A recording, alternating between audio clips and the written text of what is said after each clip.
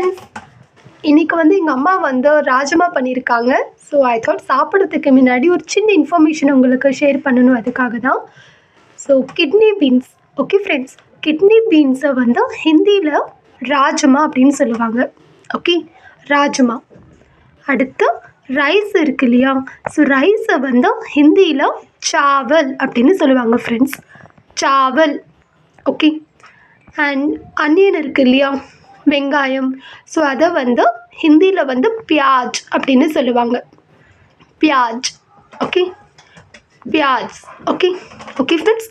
அடுத்து தண்ணி இருக்குது இல்லையா, வாட்டர், ஸோ அதை ஹிந்தியில் பானி அப்படின்னு சொல்லுவாங்க ஃப்ரெண்ட்ஸ், பானி.